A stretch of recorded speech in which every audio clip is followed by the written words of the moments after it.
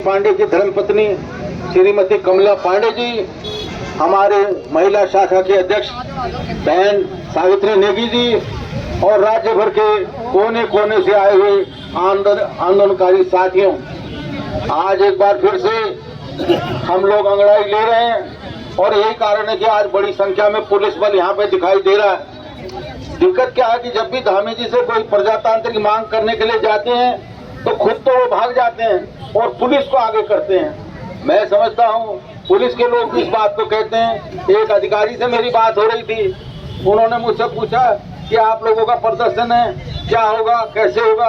हमने कहा हमने गांधीवाद तरीके से राज्य बनाया है, हमारे एक भी आदमी के ऊपर यह आरोप नहीं है कि उन्होंने पुलिस पर हमला किया हो। आदरणीय स्वर्गीय इंद्रमणि बडोनी जब नेतृत्व कर रहे थे, पूरे दुनिया के लोग भारत में जब ये देखने आते थे कि गांधी के देश में गांधी कहाँ है, तो हम लोग उनसे कहते थे गांधी को देखना है तो ऋषिकेश जाकर देखिए, जहाँ पर हमारे स्वर्गीय इंद्रमणि बडोनी गांधीवाद का रास्ता लेकर आगे चल रहे थे। और यही कारण है कि बाद में उन्हें उत्तराखंड का गांधी कहा गया। और जब उनकी मूर्ति का मामला आया तो कई दिनों तक वो गढ़वाल मंडल विकास तब उसमें आनाकानी करने लगे कि नहीं घंटा घर पे नहीं लगे। मैंने कहा लगेगी तो घंटा घर पे ही लगेगी, क्योंकि वो हमारा एक ऐतिहासिक स्थान है। और अंत में हम लोगों को सफलता मिली और वहाँ उनकी मूर्ति लगी। कई जगह ये आया कि साहब उनके स्मारक नहीं बन रहे, लेकिन धीरे धीरे मसूरी, खटीमा सब जगह बने। ये जो कि आप क्या चाहते हैं, मैंने कहा उनका स्मारक बनना चाहिए हमारे आंदोलनकारियों का।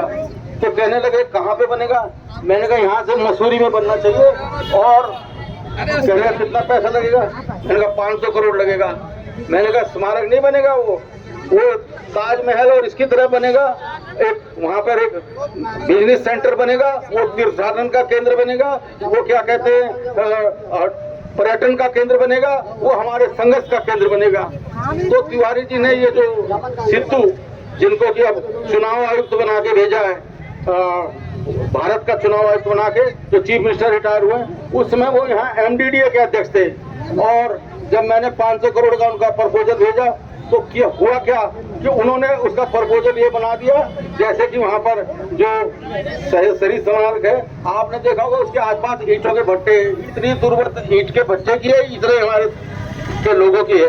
तो मैं क्या कहूँ, ये बहुत कठिनाई इसके अंदर हुई है, लेकिन इसके बावजूद भी रामलाल, जगमोहन खंडूरी, कई लोग हम लोग जाते रहे और आखिर में नारायण दत्त तिवारी जी से हमने फैसला कराया कि जो 1 सप्ताह जेल गए, जो घायल हुए, उनको रोजगार मिलना चाहिए, नौकरी मिलनी चाहिए। उस वक्त तो मैंने लिखा था कि हम जो नौकरी का कानून बना रहे हैं जो चेयरमैन, वो इसलिए नहीं बना रहे हैं कि उनको नौकरी दे रहे हैं, बल्कि उनको राज्य प्रहरी बना रहे हैं, ताकि जो भ्रष्टाचार हो कहीं हो उसकी सूचना दें कि अंदर सरकारी तंत्र में क्या हो रहा है।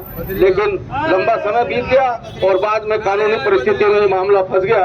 लेकिन आज मेरी समझ में नहीं आता है कि लाट साहब जो है हमारे गवर्नर साहब 1 महीने से नैनीताल में आराम फरमा रहे हैं। पहले तो कानून बना देना चाहिए कि गवर्नर हो चाहे राष्ट्रपति हो, उनको 1 महीने की छुट्टी नहीं मिलेगी। अरे तुम्हें देश का काम करने के लिए, प्रदेश का काम करने के लिए भेजा है, तुम नैनीताल में छुट्टियां मनाने पे लगे हो।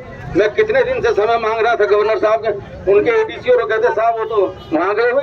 एक मेरे गांव का ही लड़का, उनका हिंदी का एडिटर है जो उनकी खबरें बनाता है और उनका भाषण बनाता है, उसने मुझे कहा, मैंने पूछा पटवाल तुम कहाँ हो, कहला भाई जी हम तो गवर्नर साहब के साथ गवर्नर हाउस में। तो मैंने कहा यार तुम तो ऐसे और आंदोलनकारी सड़कों पे मर रहे हैं। तो ये बड़ा दुर्भाग्य है कि 2016 में हमने मुख्यमंत्री को राजी करके विधानसभा में इसको पास कराया और आज 16 से 8 साल हो गए, बार बार यही हो रहा है कि उसकी लीगल कोई वैलिडिटी उठाकर उसको रोका जा रह गया।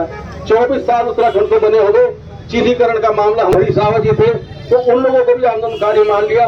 तो समय क्या हुआ कि कोई डिस्ट्रिक्ट कलेक्टर का फैसला बनाया पर बनना चाहिए। और हमारे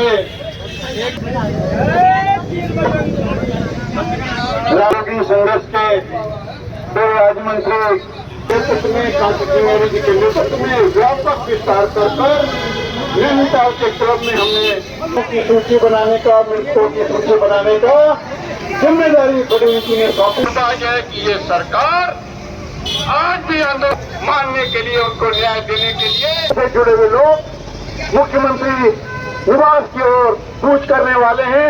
हम तमाम